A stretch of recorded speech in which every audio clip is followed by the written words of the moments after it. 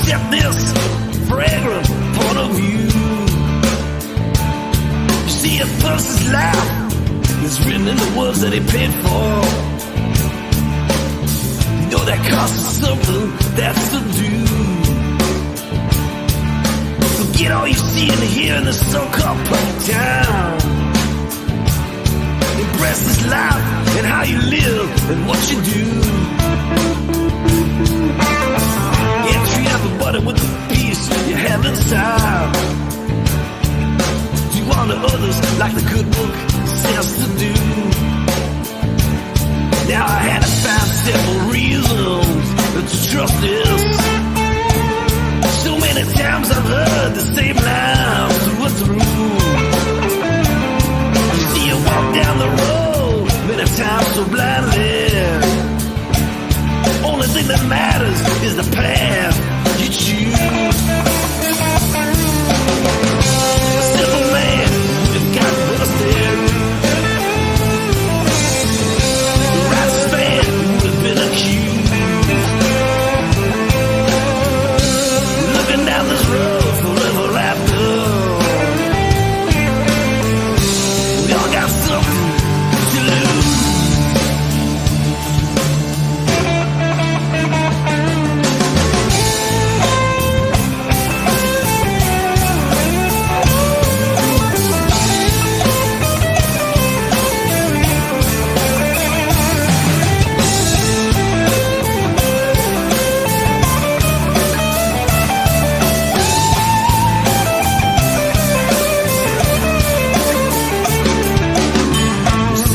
Deal me a hand now, Mr. Lucky. A straight of flush or a pair of twos. It really don't matter what I get dealt for this hand, this time. It doesn't really matter if I win or if I lose. Save your opinions for some other time. Didn't really write this song to amuse. Thinking about your life and what you really after. Don't hide yourself behind another excuse. A rich man would have got just what he paid for. The poor would sing a song or two. Looking down this road forever after. Y'all got something to lose.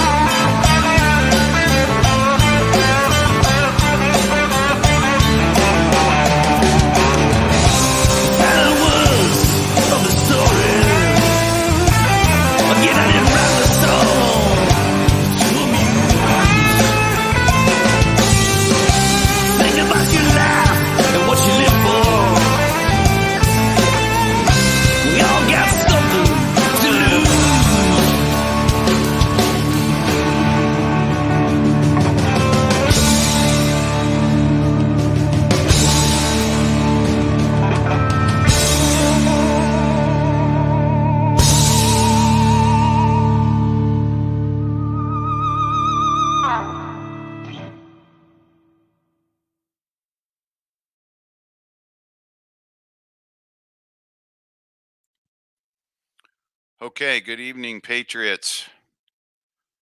Mic check. Can everybody hear me?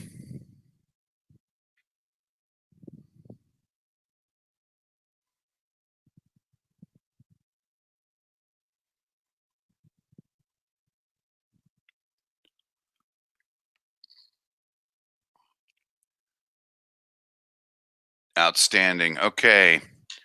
That song, Something to Lose by Steve Harvey. Hope you like it. We'll be probably playing that a lot to open our live streams. And that's Steve Harvey, Arvey. He's got a YouTube channel. And we hope everybody will go visit his channel and listen to more of his music if you like it. Okay, a couple of updates here.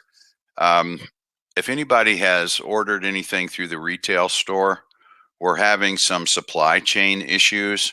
I don't know that it's our supplier, but their suppliers because of the COVID lockdown in various places. So we're having some delays. So we hope that you'll bear with us on that. Garments, hats, and mugs, probably looking at 3 to 4 weeks. Other products are minimal at this point, but we'll update you on the store if anything changes. And we're also going to we're developing some new shirts that are going to have some current dealing with current events, some current issues. So we'll let you know on that when that happens. We're working on them right now, but we're not in a big hurry since we've got the supply chain issues. So, but anyway, we'll let you know when those are ready to go. Okay, so I told you last week about my father and I going to a medical facility to have his blood drawn for a blood test for a doctor's appointment that actually is going to be next week. Well, I had a doctor's appointment yesterday, and that had been scheduled for 5 months or 6 months, and it wasn't canceled. They called me and confirmed the appointment, and so I went. So doctor's on the 3rd floor. I get off on the elevator, and there is a lady sitting at a desk, sitting at a table in front of the doctor's office. And she asked me if I was here to see Dr. So-and-so, and I said yes. And she said my name, and I said yes. And she's sitting there with a box of masks. And she takes my temperature, asks me the questions. Have you been feeling, bad, sick, symptoms, blah, blah, blah. No, no, no, no, no. And interestingly enough, she's not wearing a mask. Now she's got it around her neck, but she's not wearing it. So anyway, after getting checked in, she said, you have to follow the little yellow circles on the carpet, which is the social distancing stuff that they've set up. And it's like in the grocery stores. I don't know. It's probably like this everywhere in our grocery stores. They've got the little spots on the floor for social distancing while you're in line to check out. So anyway, I go in the doctor's office, and I am the only one in the waiting room. I am the only one. Now, I've gone to this doctor before, and usually the waiting room, there's 2 particular doctors, so they have 2 separate doors. You go in one door to see so-and-so and another door to see my doctor. And anyway, I don't know, I'm going to say there are 30 or 35 chairs in there, and I was the only one. So anyway, it's surreal. So I'm in there, and of course I stopped and got a paper, and because I know I have to wait. So I'm sitting in the chair and I'm waiting, and I see in the office the person that checked me in, she was wearing a mask, but the other receptionist was not. So anyway, I go sit down, I'm reading the paper, and the lady that's outside, she comes in and she says, you're supposed to wear a mask. And I'm thinking, why didn't you tell me this when I, checked in? Anyway, I said, well, I'm not going to wear one. And she said, well, you have to. And I said, well, it's not a law. And she's going through policy. It's policy, and we recommend it, and all this kind of stuff. And I finally said, I'm not going to wear a mask. I'm just not going to. So she said, well, I can't guarantee that the doctor will see you. And I said, that's fine. If he won't see me, then I'll just come back another time. So anyway, she turned around and left. And I don't know, eventually 5 or 10 minutes later, the nurse came and called me back. She was wearing a mask. I saw the doctor. He was wearing a mask. Neither one of them said a word to me that I wasn't wearing a mask. And so actually, when I was back there, I saw 2 or 3 more people in the office that weren't wearing masks, and some of them were, some of them weren't. So anyway, got finished with my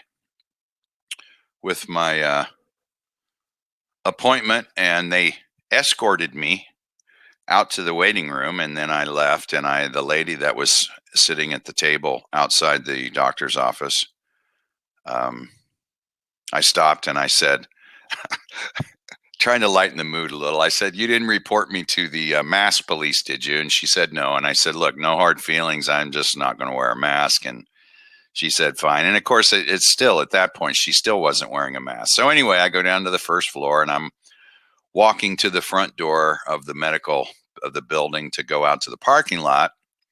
And of course, as I walked in and initially, there were other people that were in the parking lot and other people that were walking in and out of the building, and they were all wearing masks. So anyway, as I was leaving, going out the front door, there was a delivery guy, who walked out of one of the doors into the lobby, and he was walking out. And I said, "Hey, we're rebels, aren't we?" And he made some comment, "I'm not putting up with this silly BS."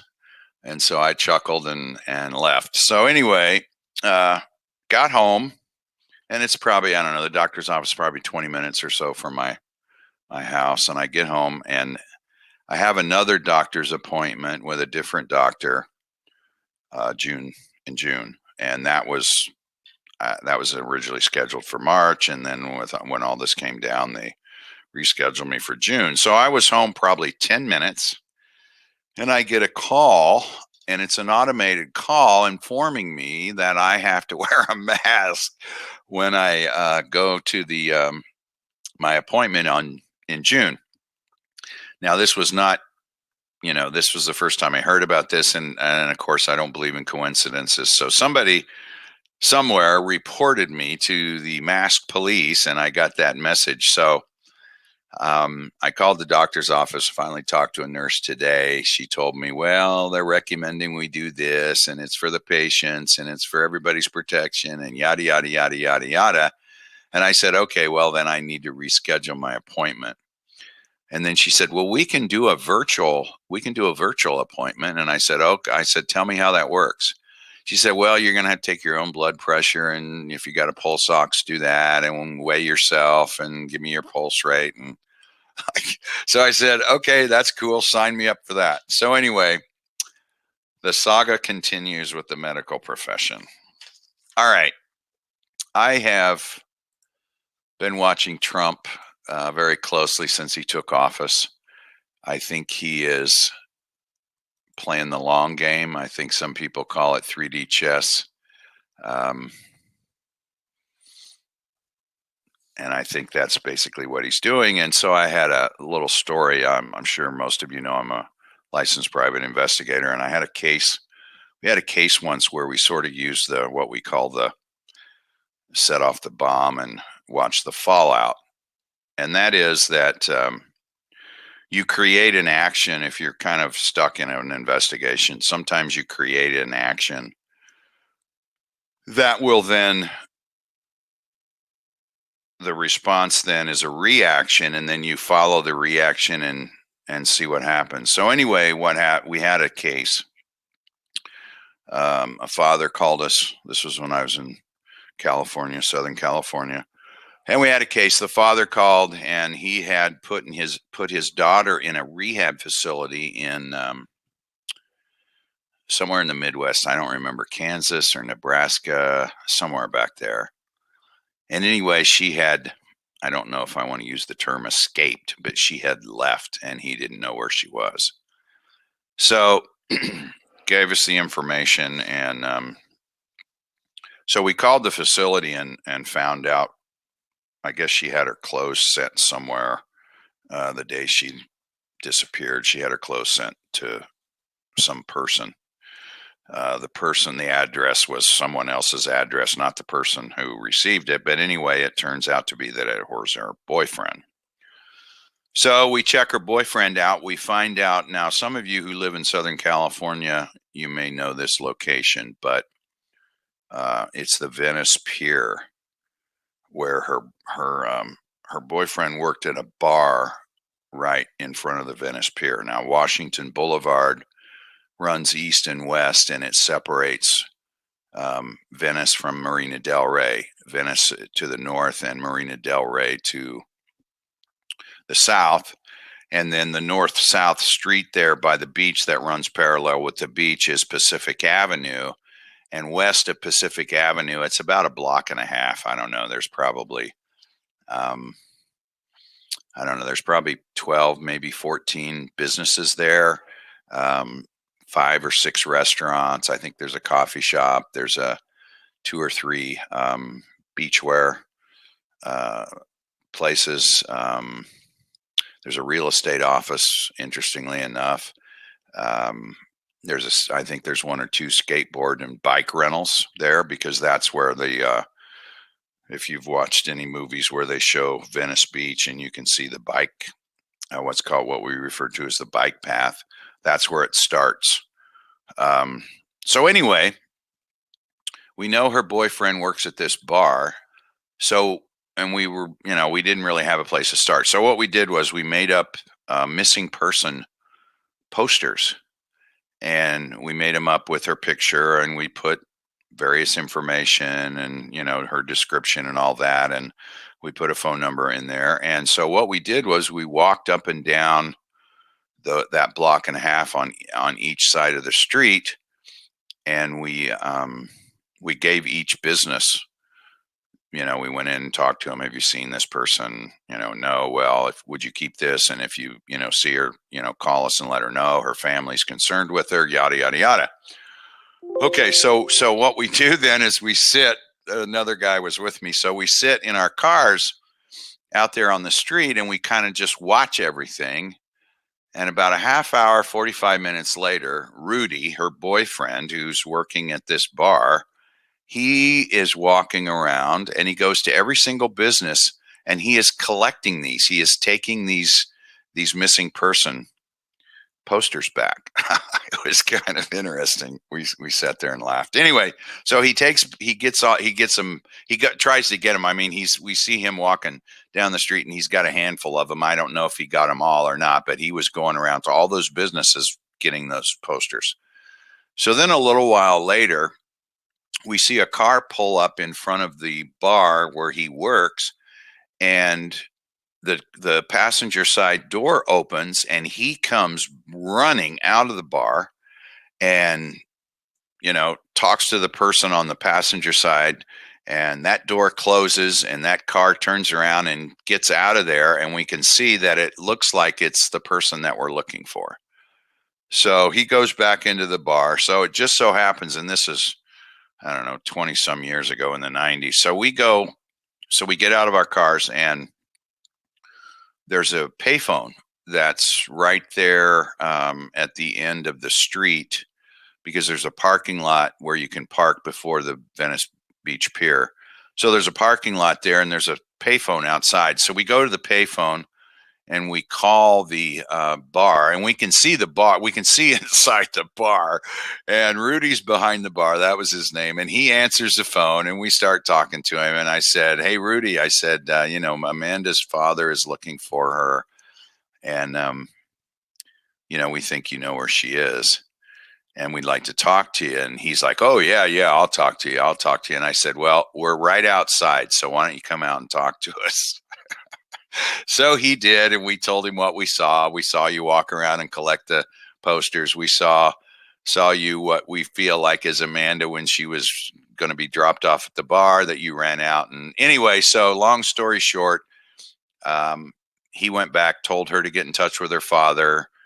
She did get in touch with her father. So case solved. But anyway, so the point of the story is that sometimes when you're doing things like this, and Trump does this very well, is sometimes you do take certain actions because there's going to be a reaction, and that reaction tells you what you need to know, or it serves an objective. Okay. All right. So moving right along here, I think everybody's aware of the Michael Flynn case, where the DOJ has intervened and basically wants to drop the charges.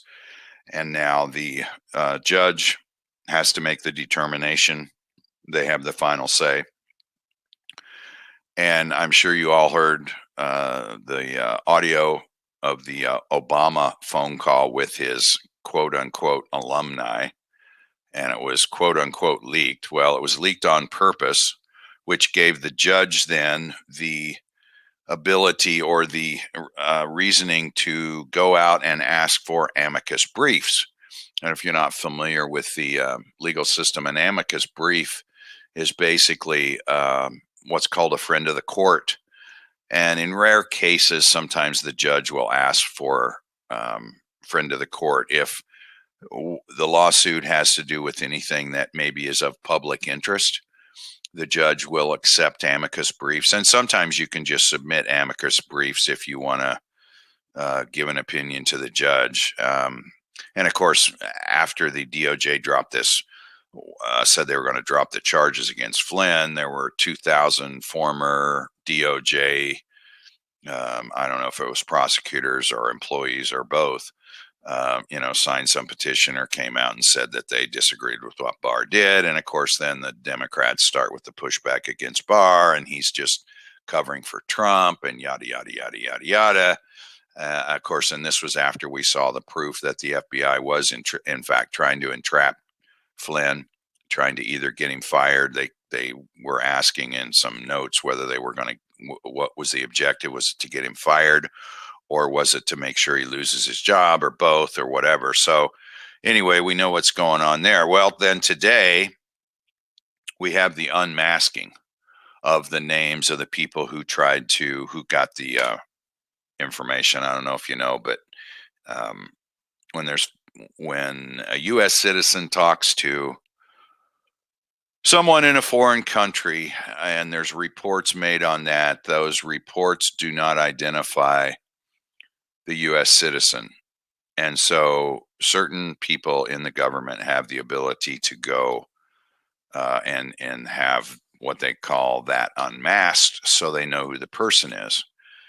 And I won't bore you with the details because I'm sure you remember, but way back when all this started with Flynn, it was regarding this phone call that he had with Kislyak, who is, I think, the Russian ambassador. And this was sometime in late December before Trump took office. Well, come to find out, this unmasking started before that. I think Samantha Power, who I don't know why she's involved with this, she unmasked Flynn in, I think it was the end of November 30th or something like that.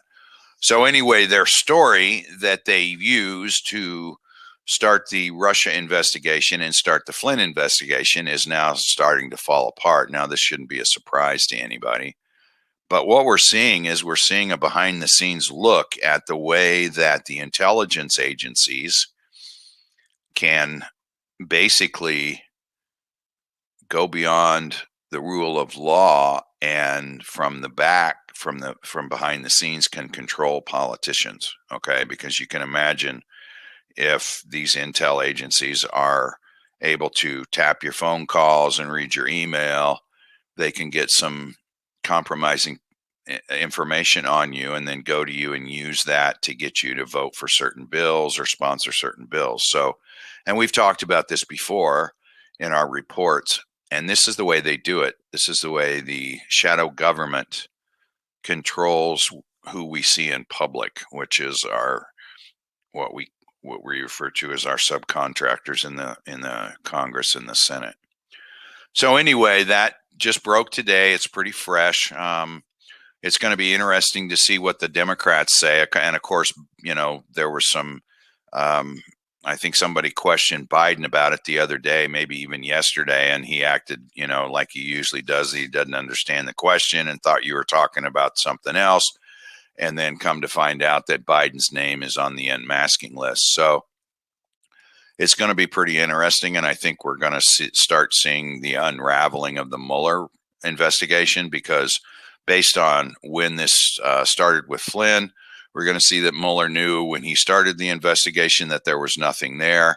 And, we may see some of those people on Mueller's team, even Mueller himself, are going to get indicted, because this is going to roll back to the FISA applications, where they made the applications to spy on Carter Page and I can't think of the guy's name, but it's the Greek guy, and also Paul Manafort. And by the way, Manafort was released, I think, today or yesterday, and is now going to serve the rest of his time on home detention, which is a good thing. So the tide is starting to turn. I think we're seeing that.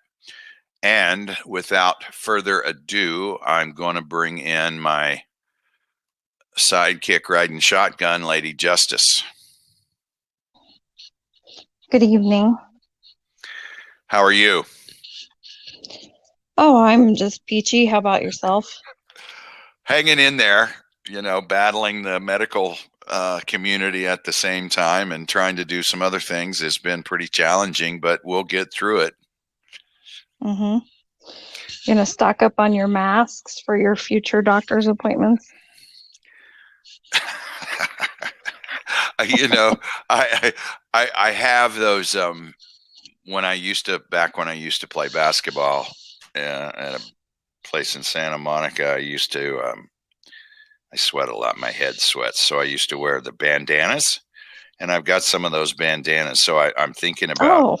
Yeah, I'm thinking, because when I talked to that nurse today, she says, "Oh, well, you don't have to necessarily wear," you know, because I'm saying, look, you know, this thing, you know, a mask cuts off 60% of your oxygen and your, you know, circulating carbon dioxide. I said, it's not healthy. You know, and she says, well, you can, you know, you can bring your own thing. You can use a handkerchief or something. And it's like, what is the point? I don't get it. Anyway, so if I ever do, I think that's what I'm gonna do it, you know, bandit style.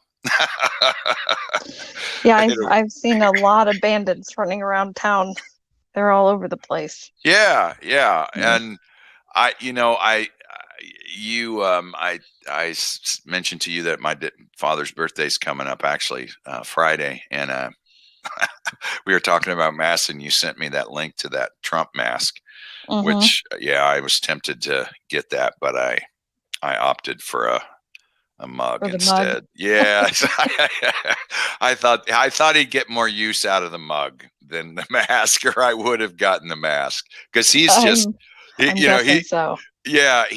just as bad as me on the mask thing. He just refuses to do it. So, but you know, I mentioned something today about, I said, you know, it's you need a new coffee mug, and he says, yeah, you know, I really do. And I said, okay, I'll see if I can take care of that for you. So anyway, trying to set that up for the birthday on Friday.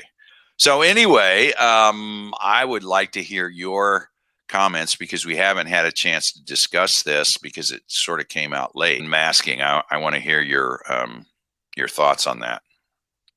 Well, you know, honestly, I have had a very busy day dealing with the medical community myself. So I saw that there was a list of officials that were involved. I think that was released earlier today. You know, I think that we are just ramping up. I think that this was the, you know, the beginning of opening the floodgates for a lot of different information that will come to light through this investigation itself. We already knew. I mean, you know, if you went back and you did any kind of research in regards to how Obama exited office and Trump walked into the office, and the executive orders that were put into place right before he left, and the continuity of government plans that he had updated and changed, Obama, and then the work that Trump had done, you know, has done since to undo a lot of the stuff that he tried to do to ensure that there would be previous officials in certain positions in control, basically. I mean, and that was a mountain to climb, I think, for Trump coming into office. But, you know, we knew ahead of time, before, you know, all of this came out, that he was already dealing with quite a bit of an obstacle in place as far as how Barry had left the office. And then, of course, you know, the shadow travel, everywhere he went, Barry was sure to go. You know, so I think that I'm so excited about the fact that we're finally here. We're finally getting to a point where we're really seeing activity every day. It's promising activity. We're seeing a lot of eyes opening up to this. We're seeing a lot of opposition, which is promising to me too, because we're on the target now. We're there. And, the amount of pushback that you see on social media and in the MSM and now we had 6 days ago, we have boom week starting and 6 days ago, the model changed for the projections on how many illnesses and deaths that we'll see by August. And all of a sudden it doubled, 6 days ago. Isn't that amazing how that works? Yeah. And that they had that one news conference where, they pretty much all of them, I think, were wearing masks. I mean, it's like this mask thing now has gained a life of its own. And then they were wearing them when the camera was on.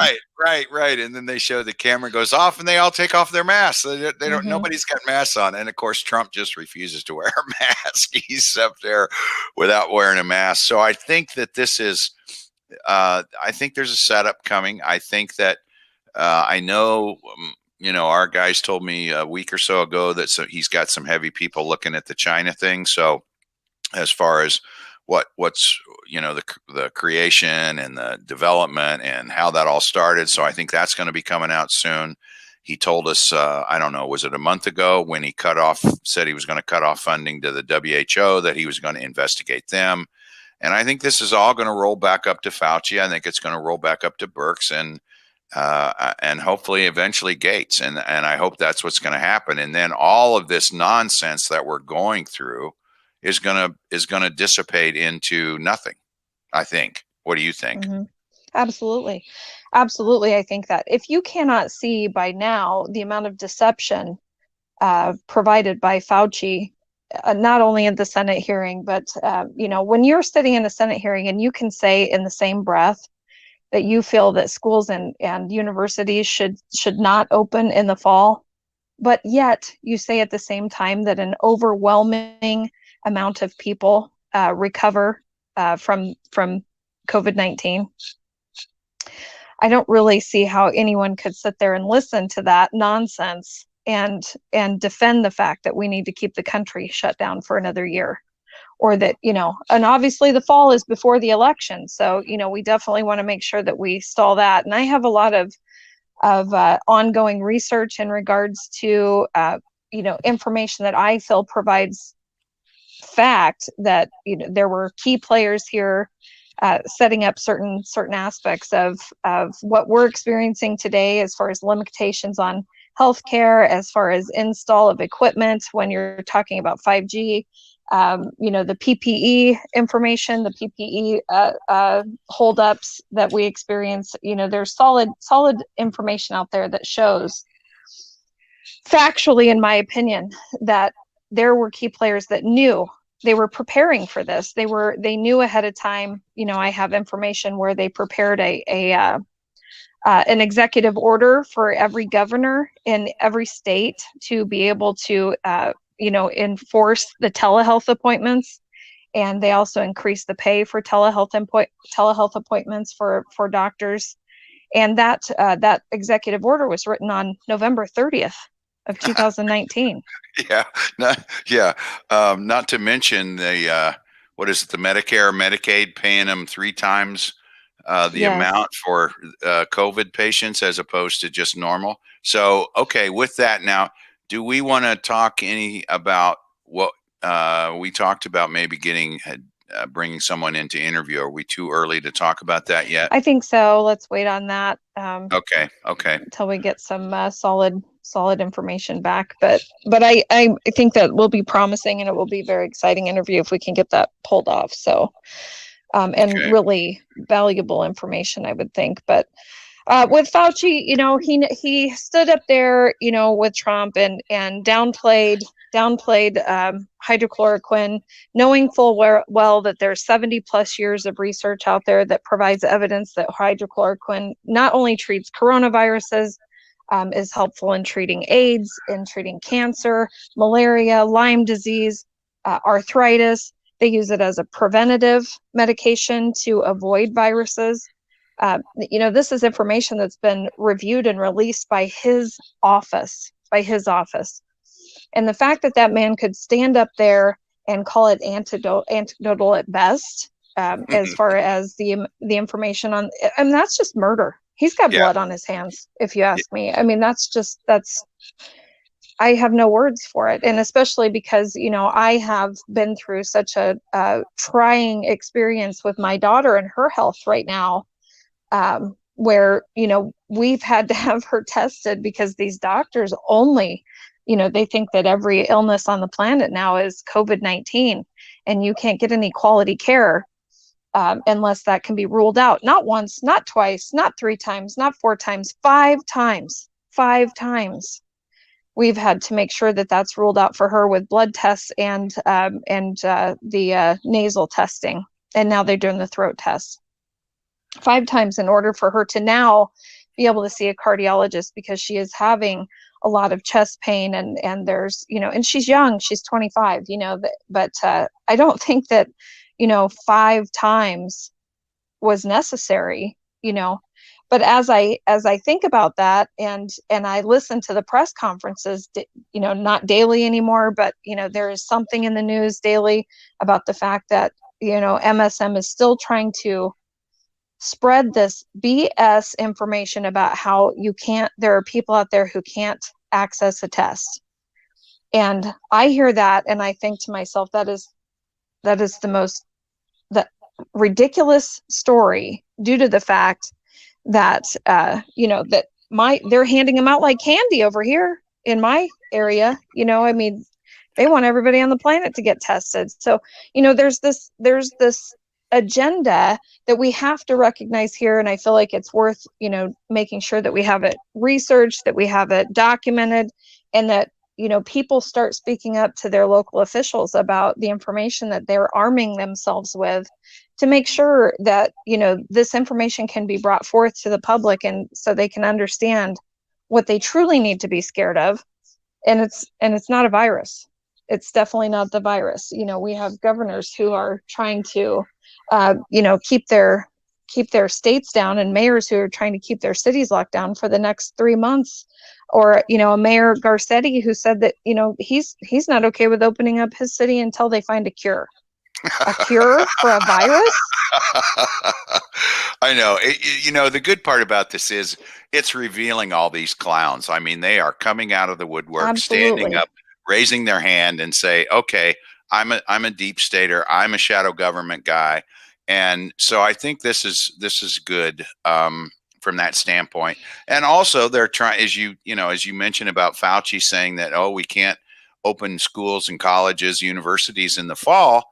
Well, this is all, they're heading this to do the vote by mail thing. Okay. And this is their next attempt to try to get Trump out of office. So it's all just a clown show, and it's getting worse and worse. And I hope that at some point in time, and I think it's going to be coming soon, Trump's going to drop the hammer on all of this and just say, okay, guys, this has been a big hoax, and so let's get back to work. And I think that's what we're looking at. Now, I know you've got some things prepared, so I'm going to turn this over to you, and you can take it from here, because I know you have some things you want to put up and talk about. So go for it.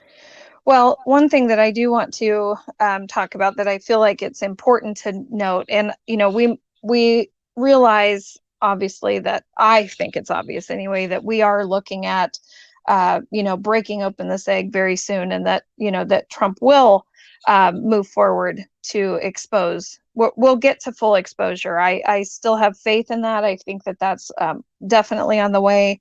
I think depending on how you assess information and how you look forward in this, how that exposure works may depend on the individual who's receiving the information. I'm not really sure about that, but I think that it's very important that especially if that's how this will play out, or how this will move forward, it is just imperative for people to understand the history here on what we're dealing with, the obstacles that were claimed in order to to delay treatment of this virus, to delay response of this virus, and to make it appear as if our president which I really don't understand how anyone could think that this would be in his hands alone, but how our president was, put on display as if he were, just completely incapable of addressing this emergency, the state of emergency. And so I do want to show some information that is in a document that I have, and it's from a diary. It's called the Cbrne Diary, and I don't know who all is familiar with Cbrne. Cbrne is an acronym for chemical, biological, radiological, nuclear, and explosive materials. And they produce material. They do training. They, are obviously concentrating on emergency preparedness, and they produce information as far as updates on different aspects of our government and how we would respond to emergencies, what training is going on. It also goes into relationships with foreign countries. A lot of information is covered under this. Vegas shooting was covered in detail in this diary. all roads lead back to Vegas at some point, right? Absolutely, that is an absolute truth right there. But there is some information that I think that will flash on the screen, and if we could have the image one, this will show you, and I'm not looking at the screen right now, so I'm just going to assume that it's up there. This is the emergency response section of the Cbrne diary, printed by the Cbrne Institute. And this goes over information in regards to our national strategic stockpile. And I'm not sure, or our strategic national stockpile, I'm sorry, misspoke there. And I'm not sure who all is familiar. I'm trying to go back and forth here so I can see in the chat if anybody's even heard of the strategic national stockpile before, if you understand what it is, if you understand when it was set up, and the information that's provided, and how it is managed. So I'm going to wait for a few minutes just for people to catch up, because I think sometimes the chat lags so much that we get ahead, and then what we're talking about isn't the focus. So, but we're on the Cbrne emergency response diary, which again has a lot of information. As a matter of fact, this one was printed in October of 2019, and still in October of 2019 there is an excerpt in here about the Vegas shooting. So, if that tells you that all roads can lead back to Vegas. And who created this? Was it a multi-agency thing, or was it just one? It's an international institute. Yes. Okay. Yeah. Okay. It's a combined institute. Yeah.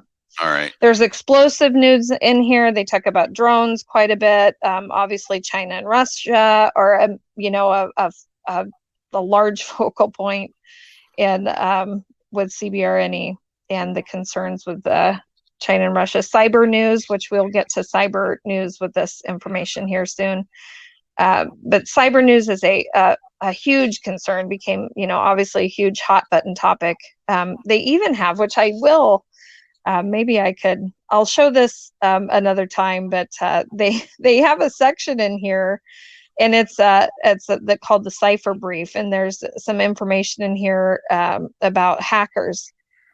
And the picture, I'm sure Kex would really enjoy this, because the picture is of a biohacking DIY frog.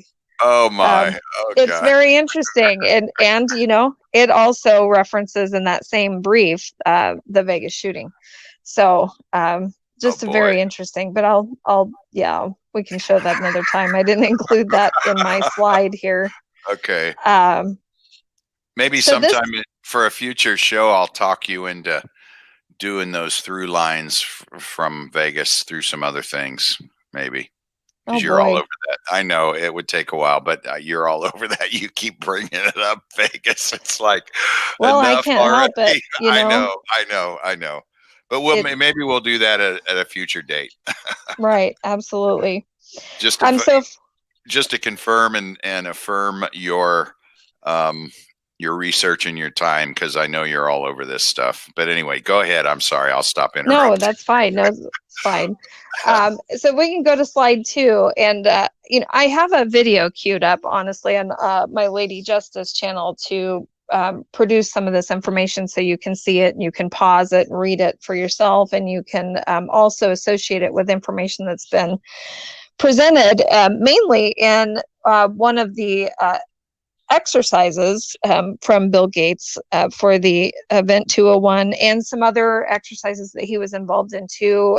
The World Health Organization, simulated an exercise, and there were people presenting these events, and there's an excerpt out there where I'm going to include it in a video where you can hear them talking about the dangers and the concerns of what we're going through, and then they're actually taped at another time where they're downplaying everything, and so it's an interesting video. But one of the things that's said in there in this video by a gal who's addressing an audience, and she's a doctor, and she talks about the fact that how unprepared we were, or many people, many countries were, but in particular us, that we were so unprepared in regards to this, this pandemic, and the fact that we didn't have our PPE, we didn't have, medications, we didn't have, we were not prepared.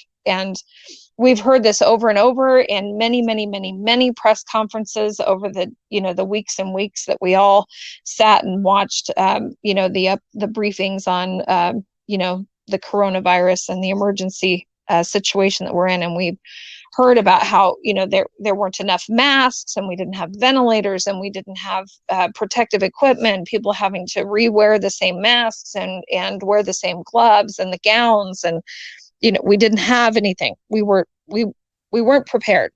Yeah, the governor of New York, right? The gangster himself, Cuomo, kept saying that, and then all of a sudden, oh yes, yeah. Mm-hmm. So yeah, okay. There were several that said that, but the media, exacerbated those stories, to the point where, you'd think that we were a third world country, and we were sewing these masks by hand, because, the urgency for us to get this, this protective equipment out was just an insurmountable task that our president obviously couldn't handle.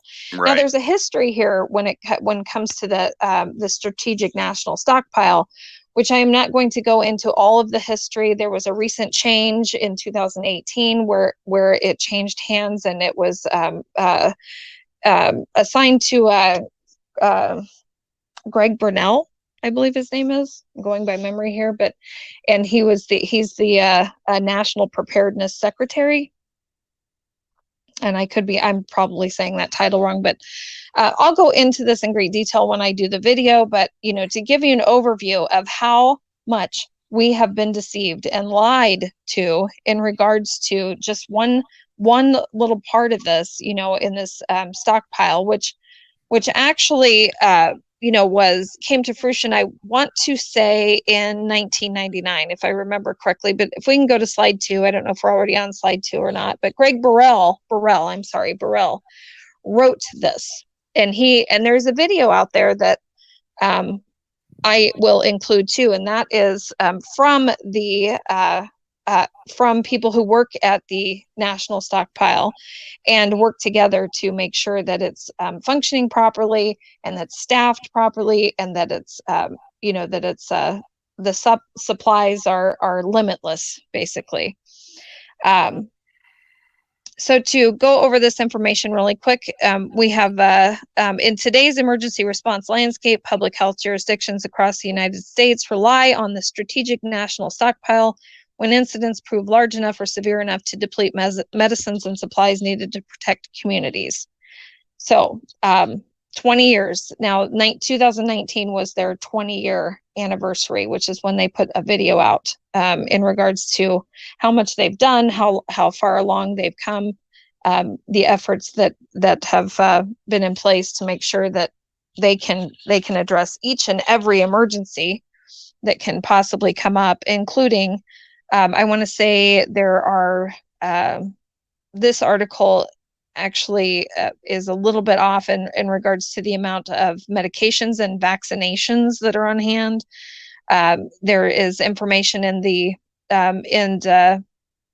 some legislation and some press releases from the Health and Human Services in regards to the amount of vaccinations and influenza treatments that they had on hand, which I think was 400 million, something like that. So this is a $7 billion enterprise poised to respond to a variety of public health threats. These threats include anthrax, botulism, smallpox, plague, tularemia, and viral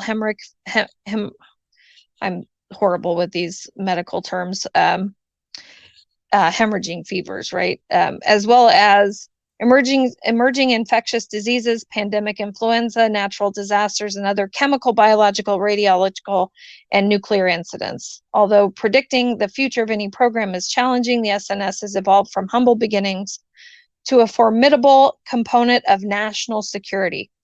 Now, this is a stockpile. If we can, let me just scroll down here and I'll cue which slide we need to go to. Probably we can stay on slide 2 for a second. There's a $51 million appropriation and a handful of public health professionals quietly housed in CDC's National Center for Environmental Health. And they build this stockpile piece by piece.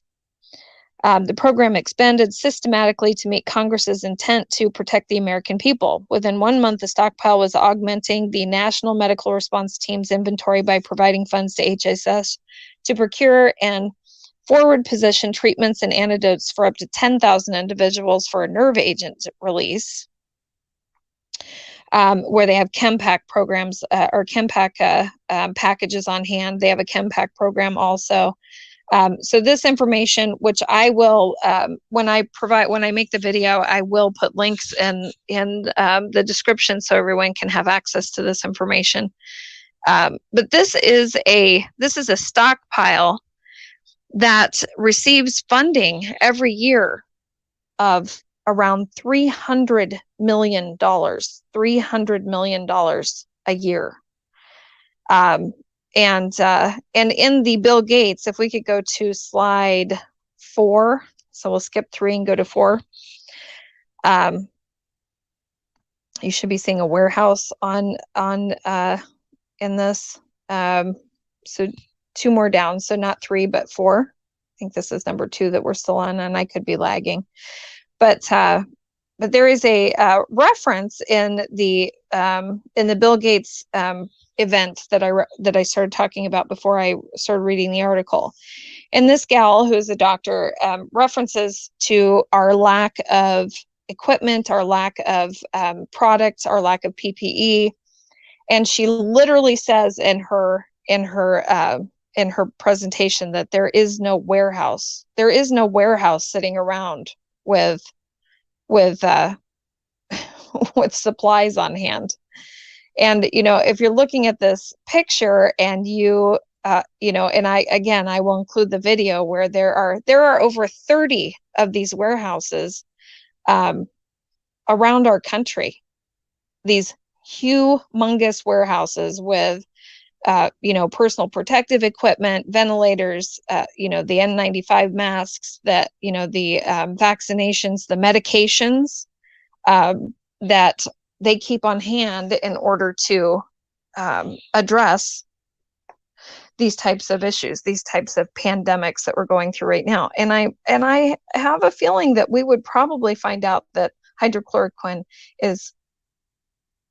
could be included in that stockpile that is set aside. So we're looking at a $300 million funding, you know, of taxpayer money every year in order to make sure that these stockpiles are on standby for any given emergency at any time. Now, I don't know about everyone in the chat, but that just infuriates me. Infuriates me to know that we have that kind of rapid response on hand. And most recently, with the anthrax concern back in 2012, they ramped up the PPE equipment exponentially to ensure that there would be no shortage.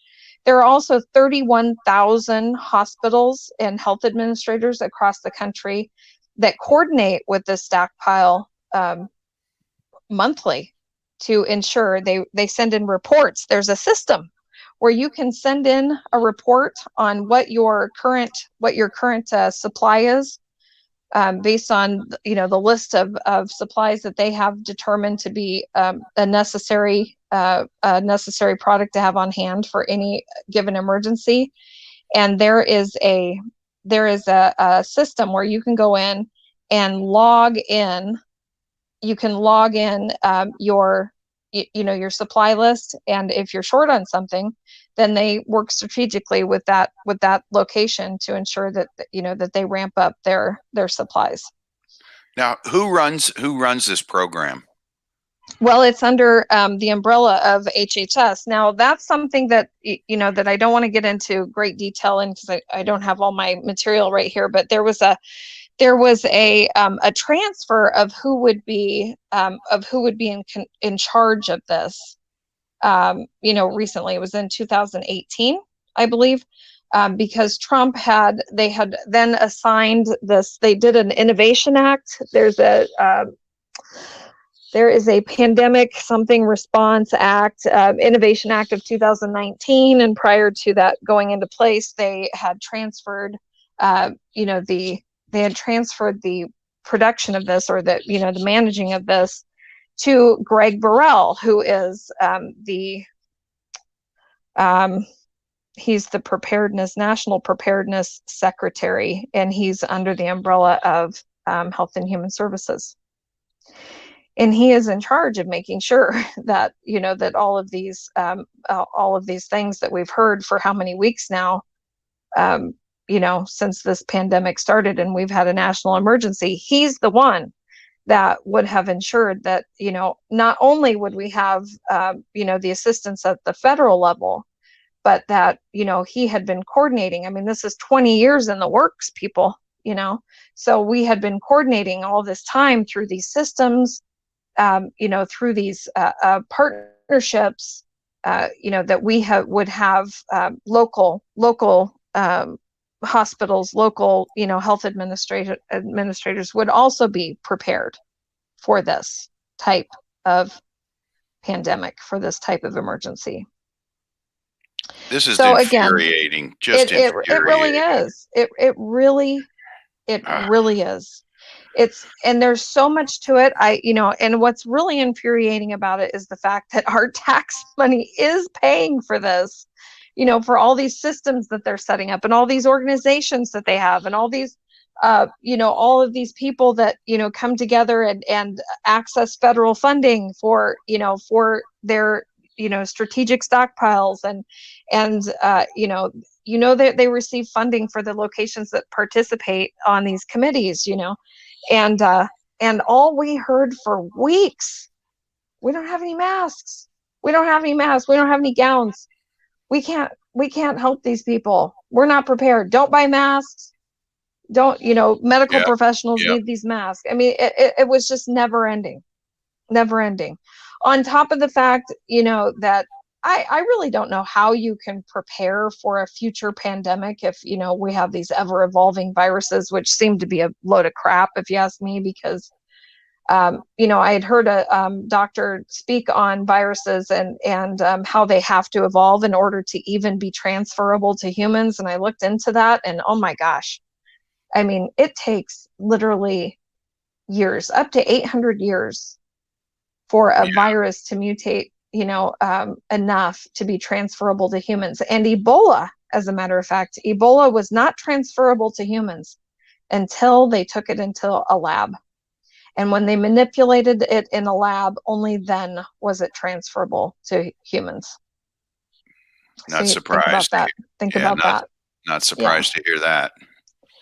So I think, part of what we are experiencing here, for one, there's no way, I just want to insert this right now while we're talking about it, because I've seen a lot of concern about, why is Trump letting this go on? Why does he let these people stand up there with him? Why does he talk about vaccinations? Why is he doing Operation Warp Speed? Why doesn't he just stop this? People, that's not the way the world works. It just isn't. I mean, I would like to think that he is a superhero with superpowers, and he can come in and just put the hammer down at any given moment, and that's the way it goes. But we all know that's not the way it works in our country. It isn't the way it works. And he has to follow what has been deemed the expert opinions in order to move forward with some sort of resolution on this pandemic, that most of America believes that we have, actually. Whether they're opening their eyes to it, even people who are opening their eyes to it are still very scared, where, they might get a little cough. They might go out, to get their groceries, and then a couple days later they feel a little run down, or they get a little cough, and people are literally panicking and thinking, oh my gosh. You want to believe that you've evolved enough to think that you are not in that position where you would react that way. But when it's you, it's a different story. People are, it's still hanging over their heads. It's still, in the back of their minds. It's still, because when you have been conditioned so much to believe, that this virus is jumping 28 feet, and it's, and it'll get in your system, and it will wreak havoc, and it's mutating constantly, and it's killed hundreds of thousands of people, and it can wipe out your whole immune system. And the things that we've heard about this are terrifying. So it's quite difficult for a president to stand up there, and completely ignore, a medical professional, quote unquote, I use that term loosely, who has, been under 4 administrations, and, has the reputation that he does, of being, a leading expert in this field. That's quite difficult. It isn't as difficult, however, to let those experts take that lead and expose themselves, which is exactly what has occurred. Eventually you get caught up in that rope yourself. Don't you think that at the end of this, when this is all said and done and the truth comes out, this is going to completely revamp the medical industry? Absolutely. I had it's an insignificant conversation, but it's an interesting one, nonetheless, because, we've seen these models being shoved down our throats, and to me, these models represent the equivalent of what a class that my son has to take in college, because he's earning this special degree that he can only get at a few select universities, and it's called quantitative methods. Yeah, you told me about that a few which is weeks the ago. most useless class, and not even the teacher can or the professor can answer questions on on certain aspects of the class, because there really isn't an answer, if that makes sense, right? Oh boy. Because there's no end game here, right? There's no end game in a quantitative method, and you can if you switch A to Z, and you calculate B for C, and then the outcome is different every time. And that is the same thing with these models. I feel that quantitative methods is a class, to include in a curriculum, to stand out as exclusive, and you're special, right? And methods or models are a way to manipulate data in your favor for funding, Mm-hmm. and for fear, factor. Yeah, isn't this statistics on steroids, basically? Yes. Yes. Yeah. Mm-hmm. Yeah. In a way. Yeah. Yeah. Except for you're not dealing with realistic information. Right. I mean, with statistics, you're dealing with, you've got data that you're actually dealing with. In a quantitative method or a projection model, on a virus that, we allegedly know nothing about. What are you working with here? Right. I mean, and you can't predict, well, you'd like to think that they can't predict your behavior. I'm not so sure that's true anymore, but they shouldn't be able to predict every person's behavior, or how this would be handled by every single individual, and their respect for social distancing, or their respect for, I mean, for just being a respectful person. Like I've said many times, with the social distancing thing, I don't pay attention to those little circles on the ground, or the fact that I'm supposed to go one way down a grocery aisle and go up the other aisle, because the fact of the matter is, I don't like people, generally speaking, to be in my area. I make sure that when I'm shopping or I'm out somewhere, I am not on top of you, and you better not be on top of me. I just don't. I have always been that way. Respect someone's space. Right. That is really not that hard to do, and, wash your hands, for frick's sake.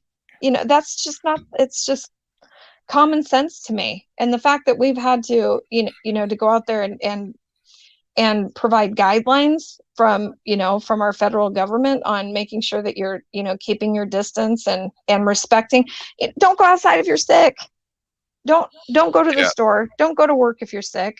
Don't cough on other people. Yeah, cough in your hand and shake somebody's hand. It's really not that hard. Yeah, I mean, I and I know, I've been on that flu shot kick a while back, and I looked at all the statistics and the graphs, and the flu, the flu thing was reduced not by the vaccine, but by hygiene, by washing your hands and doing these same things that you're talking about. And because I've got my father with me, and I finally, talked him into not taking any vaccines anymore. That's something that we do. We load up on the, on the hand washing things and the wipes and all that stuff in the fall and the winter time. And that you don't need to get anything else. You don't need to do anything else except that. Just observe good hygiene and you're good to go. Well, observe good hygiene, observe and respect people's private, personal space. Yeah. I have had plenty of times, where I'm standing in an aisle for a checkout or whatever, or someone is, comes up and wants whatever, I might be standing in the spice aisle and they want a spice, and there are a lot of people out there who don't respect your personal space. There are. Yeah. And, I'm one who, if you're going to come and, you're going to try and bump me out of the way, or you're going to reach in front of me, you're definitely going to know how disrespectful that is, from my position, because that's a learning experience for that other person, in my opinion. Right. You need to learn to not do that. Don't get so close to me. It could be dangerous for your health. Just stay away. I don't like that.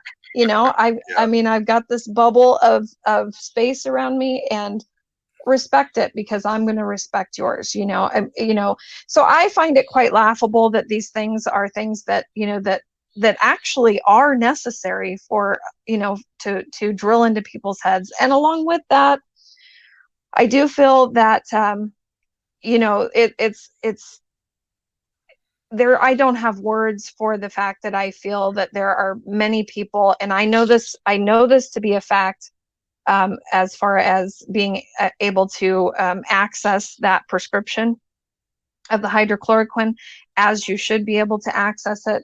When it was, the impression was for the, for the health providers, that my daughter could possibly have, COVID-19, again, 5 times negative, 5 times. So she's fine, as far as the COVID goes, but trying to get that prescription for her was almost impossible.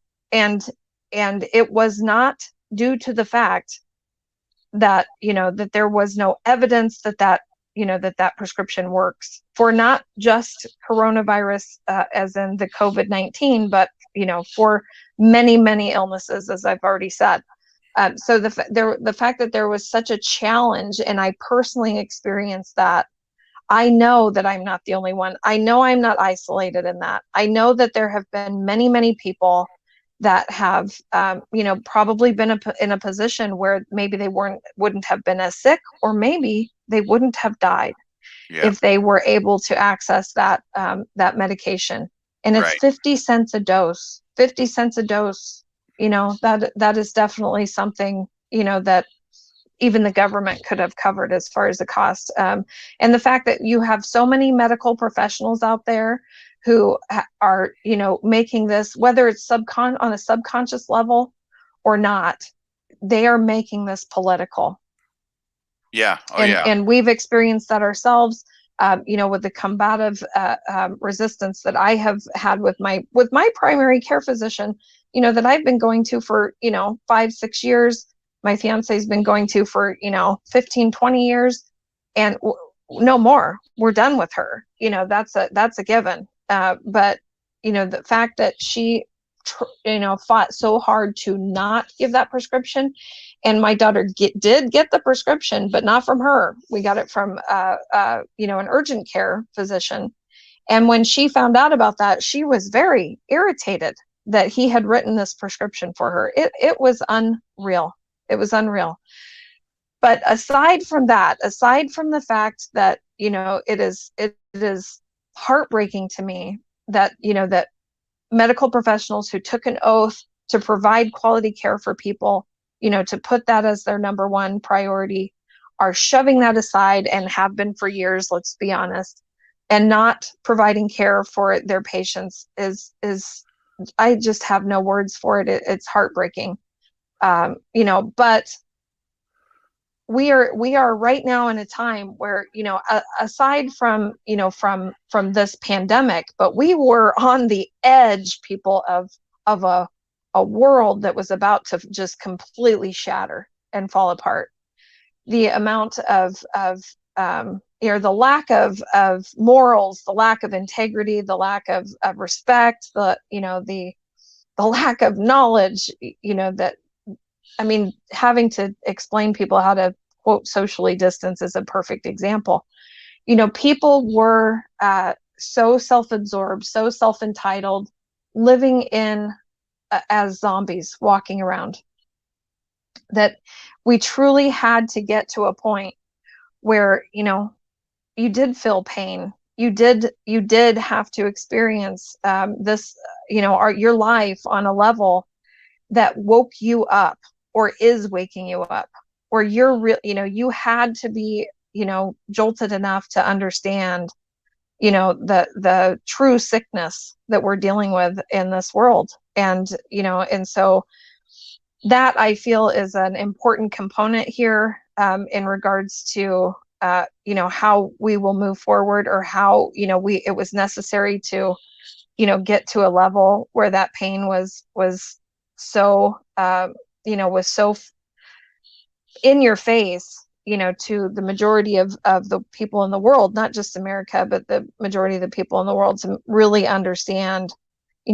the true deception and corruption that we're dealing with here. And when our truth healthcare system is revealed to be the mafia that it has been for, 50 plus years, it will be devastating to people.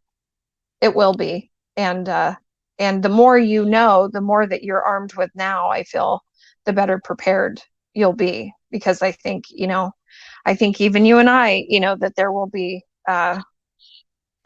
shockers in the amount of corruption, deception, lies that we've been told with our healthcare. Yeah, they used to talk about the Hippocratic Oath. I think the oath they take now is to Big Pharma. Oh, absolutely. Absolutely.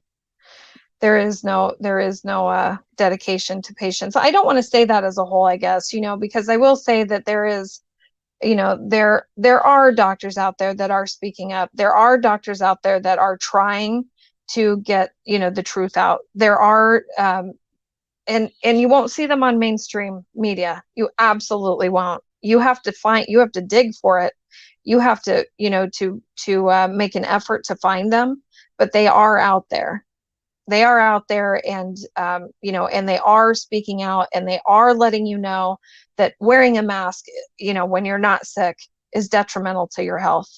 Reduces your immune system. That hydrochloroquine is a solid answer for many viruses, including this one, and along with cancer and AIDS, and all the other things that it treats.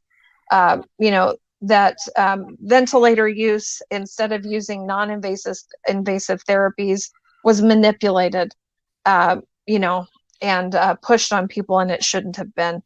And then they're also displaying that the hypocrisy and the fact that there are many fake and staged events occurring with this pandemic. And if it were really as scary as they say, why would we have to do that? Why would we have to fake a line for testing, for the cameras? Why would we have to fake protests by frontline workers for the cameras? Why would you have to do that? Along with many other things, a dummy used in a respiratory clip with a news channel, where they were inserting a ventilator, and it was clearly a simulator. Why would we have to do that? It's the shock factor. It's to get that shock factor out there. I used to say the same thing about Obamacare. If it's so good, why do they have to force us to take it? I mean, that's like, hey, everybody that shows up at City Hall will give you a check for $100. Everybody's going to line up, right? But why did they have to force everybody to take Obamacare if it was such a great thing? And this is the same thing. Why do you have to fake this?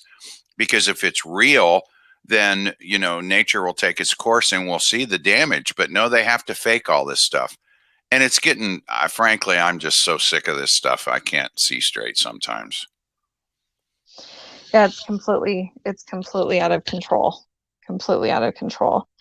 And so one thing that I do want to mention, that there is a Dr. Mikovits, which you should probably, while I find this information, you could acknowledge your super chats, because you just got a really nice one there from Kojo. Thank you. Yeah, thank you, Kojo, and thank you, Truth Bomb. Truth Bomb's the man. He's been helping us for a long time. We hooked up during the Vegas investigation, and a lot of the lives and a lot of the stuff that we put out during that time frame. Truth Bomb was behind it all, so we appreciate his help and assistance in all of that. And Kojo, we appreciate the contribution. We're here for everybody's, I guess what I want to say, we're here for your support, but we're also here to give you information.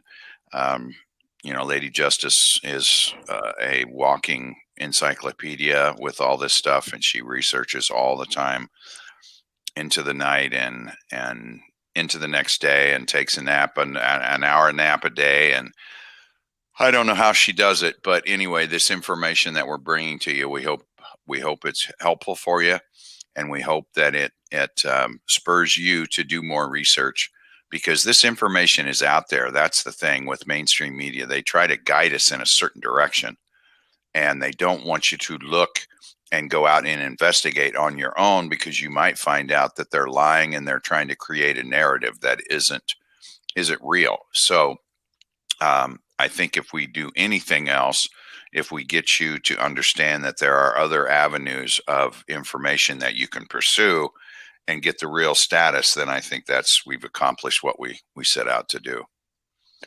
Okay, are you ready? Yes, I'm just reading the chat myself a little bit, trying to catch up a little bit. And I see someone commenting in the chat, Gia, I think it is, referencing some difficulties getting, I believe it might be hydrochloroquine for her son. And correct me if I'm wrong on that, Gia, but that goes hand in hand with what I was going to mention here, because Dr. Judy Mikovits, who, yes, I mean, her information, if you look back into the challenges that she's had, her career, her, the evidence that she's provided on her lawsuit, and the information that she's, talked about for many years, prior to the pandemic, but her research on AIDS, or research on viruses. I mean, it's never ending. She's got incredible research on cannabis solutions, natural therapies. And she has a consulting firm that they try to band together, it seems to me, to they try to band together to provide a lot of solid information. They do seminars. I think there's one coming up very soon that seems to be incredible. They have like 99 presentations planned for a seminar that they have planned at the end of this month. But what she does, also, she has a website, which I think it's called plaguethebook.com.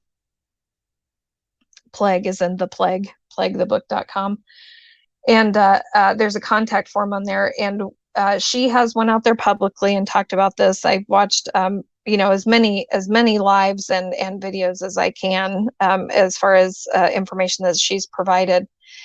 And she has a consulting firm where they provide a network of doctors across the country that are willing to to treat patients for their needs.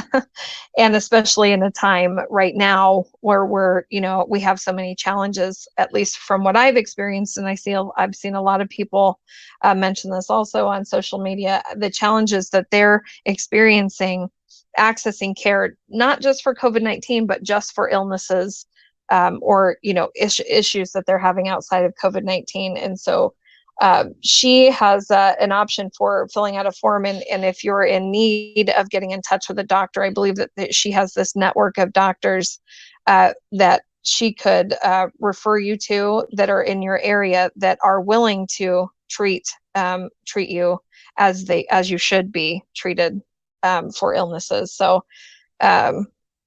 she did talk about this on a live stream. I think it was maybe last Saturday night. And she gave that information out. So it was plaguethebook.com, and there's a contact form on there. So I strongly suggest that, everyone go out and check out her information, buy her book. She just is a plethora of knowledge and information. And I will say also, because she has been, her career is based on research and providing, solid information, healthy information for immune therapies. That's what she's done. That's what her entire career has been about. And as we've heard Trump, go on and on, although he has come out recently in a video and talked about, a conversation or something that he had said about a vaccination in particular. And he's very clear about it in this particular clip, and I think everyone should see it. I think George News has that on their YouTube channel. But the clip, in regards to the vaccinations itself, he concentrates on the fact that he would be willing to take a vaccination if he thought it was good for the country and he thought it was good for the people. Then yes, he'd be first in line to test the vaccination if he thought that would be a good choice for the country and the people. And along with that, Judy Mikovits does talk quite extensively about the fact that she is completely in support of immune therapies, and immune therapies do include vaccinations. Now, those are vaccinations that are not made with all of the, the formaldehyde in fetal tissue and all of the things that we know to be existing in the current vaccinations that we've been subjected to as guinea pigs. So that's not the kind of vaccination that she's referring to, but this would be under the immune therapies umbrella, which would be therapeutics. And, so I want people, as we're, expanding our minds and we're, considering what we're dealing with right now as a nation, as a world, and our healthcare in particular, to maybe expand your mind when President Trump is referring to immune therapies and vaccinations. It doesn't necessarily mean that he's endorsing, a vaccination that would be developed by, the devil himself, Bill Gates, who's been banned from 7 countries for killing and severely injuring, women and children in particular. So, but I just want to say that I wanted to drop that out there, and for us to be able to approach that kind of conversation and topic when it's said by Trump in particular, that, not necessarily is he saying that, and he's not, I mean, that's just hands down, he's not endorsing, the vaccination program through the World Health Organization, or the motives and agenda that Fauci and Gates have obviously been involved in all these years, and racking up an incredible amount of funding for it, based on the fact that they create these vaccines on taxpayer money, and then they go and patent them and they can't be sued. Our healthcare has just been a huge manipulation that we've ultimately paid the price for, hands down. Boy, you are really baiting me, and I'm not going to take the bait to go down that road, but boy, I could really get started on that, because the vaccines, I mean, the preservatives that they put in there, and it's, I mean, I think part of it is I think it's caused autism and Alzheimer's. I firmly believe that. Mm-hmm. I also think that when they take some of these vaccines to third world countries, I would not be surprised if they don't have sterility drugs in there. Absolutely. Because we all know that they are on the population control agenda or the depopulation agenda, and that's what that's all about. And Gates, as we've said before, his father was on the board, the first board of Planned Parenthood, helped getting that started. So he's been a eugenicist from the day he was born. So I think that we have to look for alternatives, and they're going to be coming, because I think once this gets blown up, this whole healthcare industry gets blown up, there's going to be a big void that's going to be created. And I think all these natural, homeopathic, the cannabis, all that stuff is going to come in and fill that void. And all of a sudden we're going to get healthy again. We're going to live longer, and we're going to have quality of life. And so, we just have to sit tight and watch it all unfold. I agree with that, because, I think that what we know as vaccinations now aren't anywhere near what she's referring to when she's saying immune therapies include vaccinations. I think it's 2 totally different things. As a matter of fact, her upcoming seminar focuses in on autism. There are several keynote speakers that are talking about the damages from vaccinations and autism. She feels that vaccinations, play a key role in autism. And they also they have on the schedule quite a bit of information on alternative therapies, including, CBD oil. So, I think that when when you've dedicated a career to trying to research, treatments or, therapeutics that would, possibly include a vaccination, it isn't the warped, the warped healthcare, public health in particular, that we've been, that we've had shoved down our throats. So I am just trying to, point out the fact that when you hear Trump say, that he is, he's all for trying to find a vaccination, don't let your mind just go straight to, the fact that he would be endorsing anything, that we obviously should all be against. That was my intention there. Okay. So, and it's important to note too, when he's talked about vaccinations, that he always references immune therapies in regards to vaccinations. I mean, vaccination, that word is a buzzword right now. because that is, that's a big money maker for these, for the mafia. And, it's a buzzword. And if he's listening to the quote experts, that goes hand in hand with with those conversations. But the fact that he went out there very recently, and he didn't come out and say it, but if you listen carefully, he is saying, I don't believe we need a vaccination. Mm-hmm. Yeah. But he did say, if I felt it was good for the country, if I felt that it was good for the people, and it was an actual solution, yeah, I'd do it. But no, I'm not gonna. No, I'm not saying that we should have a vaccination. So it's a good clip to listen to. Yeah. All right. So, and then the last thing I want to talk about, because this has gone way longer than I wanted it to, and maybe we could go into greater detail about this if we do it. I'm not sure if you want to do another one on Friday or if you want to wait until next week. But one thing that I feel it's important to note, because we talked about, the high five, gee whiz. I'm to understand that you can get knocked off the air for saying it the way you should be saying it, but all of the installs that have gone on, that we've seen videos on, across the country, across the world, in regards to broadband and the equipment. In particular, people were very concerned about being installed in schools. I personally have witnessed and documented many, many, many, many installation of equipment in my area. It is everywhere now, and it wasn't before. And we're talking some very odd looking towers, very odd looking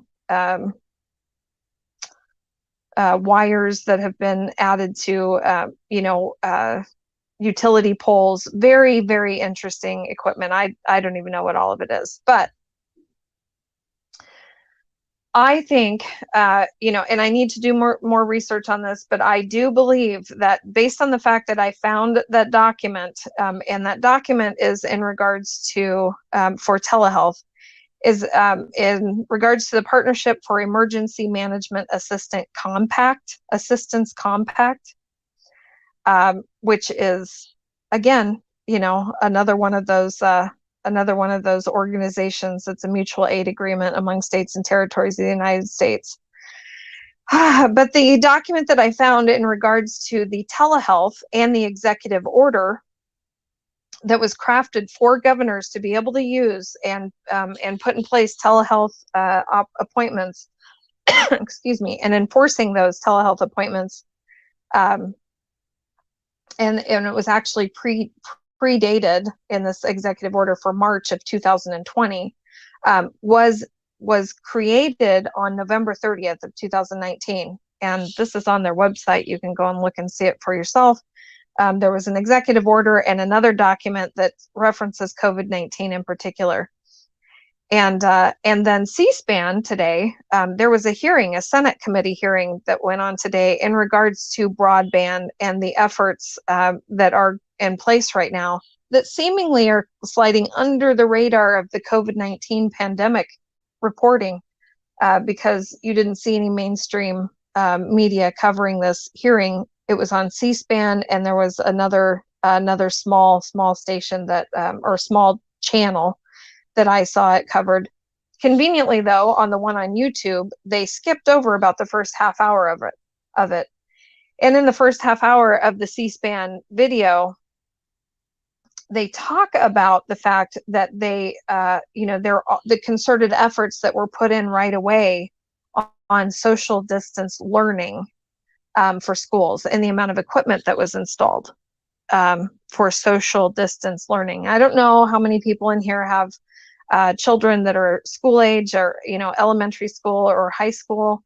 I have one myself, and I got an email very early on when the schools first shut down, I think around March 13th, 14th, somewhere around there, where they had sent out a survey on who would need equipment for homeschooling, basically, meaning a device, and then who would need access to hotspot or internet from the school in order to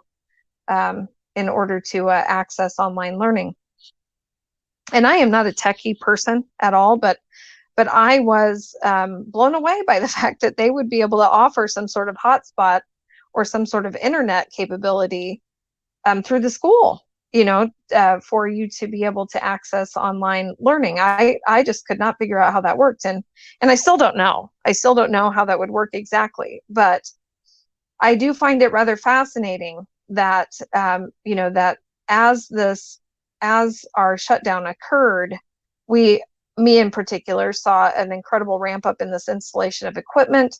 They talk about that in the C-SPAN hearing today. They talk about how, that they have the FCC dropped the hammer and said, get out there and start installing. We're not going to wait for, for how we're going to figure out this broadband. That was the FCC who did that. And they, had talked about the incredible concerns they have because their installers don't have access to PPE, to the equipment or the protection equipment that they need as they're, being sent out into different parts of the country for these installs. And in particular, they were referencing how imperative it was that rural areas in particular had access to this broadband for telehealth appointments, for telehealth, for distance treatment, it's called. So that's taking me down a path that's quite concerning to me based on the fact that I see foreknowledge here. Sure, November was well before China ever talked about, COVID-19, was well before, China announced. I believe it was in early January where they announced, definitely sometime after they found out on January 21st that it was transferable to humans, and then filed for a patent for remdesivir, which they did do on January 21st, by the way, for commercial use of remdesivir. But so, we're looking at the fact that China didn't even talk about COVID-19 until January, but we actually found out that their first, patient zero was, quote, identified on December 1st. It was originally December 11th, but changed to December 1st. But we're talking the day before December 1st, which was November 30th, that this executive order for telehealth appointments in regards to COVID-19 was written. Is Peanut involved with that remdesivir? Oh, absolutely. And that's absolutely. Like Peanut's the one who is establishing the fact that is the treatment, the treatment of the COVID century. And isn't that like $1,000 a pill or something? It's very expensive, very difficult to make, and it's also tied to I believe Bill Gates and George Soros is invested in the company that produces it. Oh, wow. Now that is a surprise. Mm-hmm. But then, the fact that China filed for commercial use patent for it on January 21st, we weren't talking about medications then. Mm-hmm. Right. There was no information. I believe that even hydrochloroquine, the study for hydrochloroquine didn't come out initially from China until I want to say February 2nd. I could be wrong about that, but I think that was the earliest date that I've seen anyway, and they didn't produce that right away. It was dated February 2nd, but you didn't hear about it until end of March, mid-April, somewhere around there. Mm-hmm. So I really want to provide more information in regards to this telehealth and this, but I do feel that the urgency for installing this equipment and getting this in use was the fact that they had foreknowledge that they knew we were going to have to, quote, social distance learn and social distance treat patients. And I'm very concerned about that. Okay. I'm afraid you're going to launch into legato if I don't cut you off. No, I'm not going to launch into legato. That's too much. I don't want to talk about GPS and geospatial and the fact that China knows your move before you're moving. Yeah. No, I don't want to talk about all that. No. Okay. Another time. All right. Okay, so listen, I think we'll cut it here. I want to thank Truth Bomb for being our sergeant at arms and checking IDs at the door. I also want to recognize White Hat Reporter. He works on our website. He works on the retail store. He works on Patreon. He works on Discord. He is the guy, and he also works on these lives, and he is the guy that brings it all to life and makes it happen. So we appreciate him. And I know you all do too, but I want to recognize him because he has put in tons and tons and tons of work and hours into this. We appreciate your support. We also this has been a great chat tonight. I've been watching it, and man, I'm just pleased that we're able to provide this platform for all the people out there who are able to come in and share their knowledge and their research and their investigation, because this has just been super tonight. And we'll keep this going, everybody. I want to thank the ones who gave us monetary support. We appreciate that. Well, let me interject here for really quick. So, because I do think I want to read those too. Thanks, Truth Bomb and Kojo. I'm not sure if I'm saying that right, or I want to say Cujo when I read it. The Dame Truth. But Kojo did LG. Thank you very much. But the message that Kojo left on the last one, that Clo2, which is chloroquine, can cure cancer when injected into tumors. Please share. And that is absolutely a fact. I've read that research myself. And there seems to be a study out there that, that information was known as early, probably, I'm sure much earlier, but was known during the Vietnam War. And it was a study, a long-term study, it seems, where they were monitoring these people who were did receive chloroquine and who did not, but they were subjected to the same environmental factors and living in the same area, that sort of thing. And they were monitoring who actually would, who would, out of the two groups, come down, have cancer later on in life. And the ones with chloroquine did not.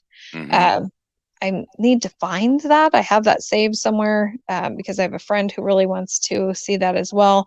Update on the nurse too. She actually is going to still do the interview, but she is still taking care of patients, and her time is limited. So we'll update that soon. Is she in town, or did she go back on the road again? She went back on the road for a little bit. She might be back now, but she also has family to take care of in that too. So I just want to give her some time to get settled, Yeah, and we've got so much to talk about in future lives. I know we want to go over the stimulus, although that Trump may kill that before that gets started. I know we had said we were going to. He'll probably kill the $3 trillion package, which is full of BS, I'm sure. But he is hardcore on getting rid of the reducing that tax, that payroll tax, if not eliminating it altogether. And I think that he'll approach, a second round of stimulus in a different manner for Americans. So I think that that's still in the works, but I definitely don't think it will be a proposal that, includes all their other BS that they want to try and strong arm. They want to strong arm. When will they ever get another opportunity to shove a $3 trillion package down your throats? And they actually said that. When will we ever get this opportunity again? Right. Yeah, Nancy. As Nancy Pelosi. Yeah, don't read it. We don't need to have any more conversations. Just sign it. Nasty, nervous Nancy. And to me, getting rid of the payroll tax, which is what you contribute, and then at the end of the year, you see how much you made, whatever your taxable income is, and then you see how much you paid, and the difference is a refund or pay.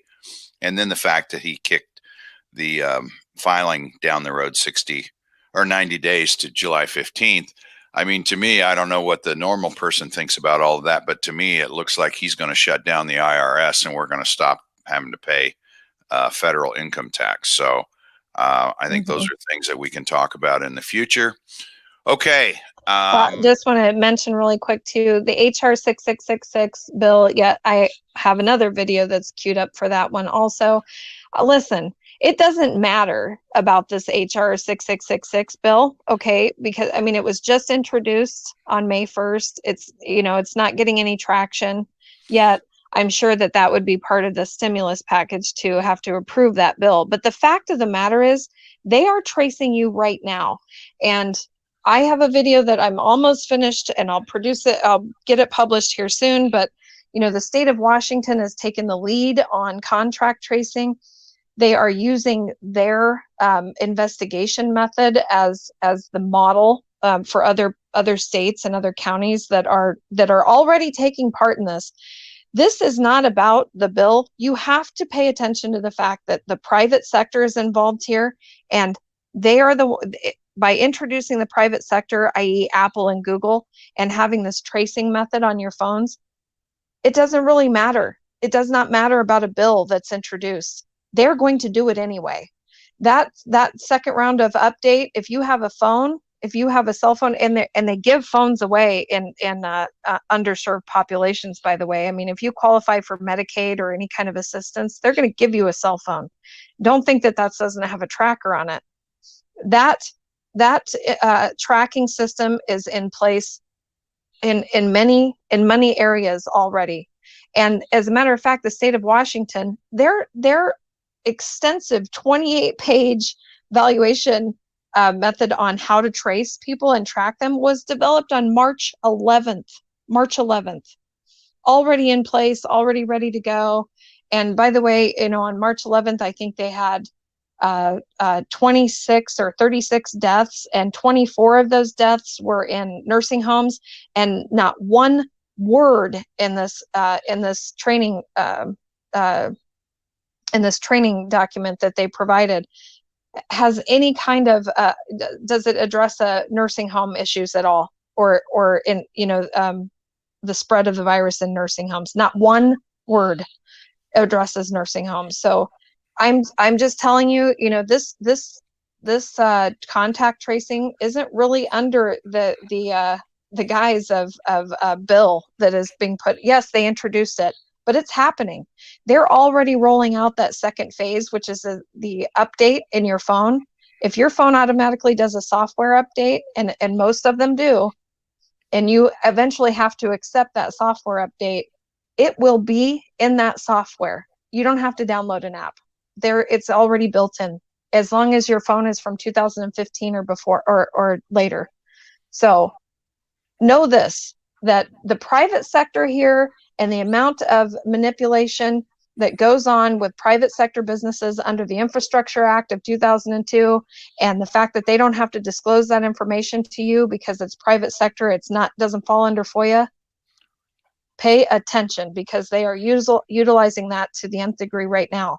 And pretty much, I mean, if you really want to protest it, you might have to just throw away your cell phone. Okay. All right. Are you going to grace us with your presence in Discord chat? I'll try. Okay. You know, I've got limitations, but I'll do my best. Okay, good. All right. All right, guys, this is going to wrap it up for tonight. We will be back sometime, hopefully within the next week. Friday night, I've got some plans made, so to celebrate a 90th birthday party with my father. Oh, yes. Happy birthday, Dad. Yeah, so I don't know if I'll be able to make it on Friday, but we'll try to maybe do something over the weekend if time allows, or first part of next week. But we will be back with you, because we've got tons of information to get put out there, and we want to do that in a timely manner. So we do appreciate everybody's attendance tonight. This has been a great chat. I've watched the chat tonight, and it's been great. You guys have shared some really, really, really good information, and we do appreciate that. And we will see you again soon. If we don't come on Friday or Saturday, have a great, great weekend, and we'll see you the first part of next week. Good night, everyone.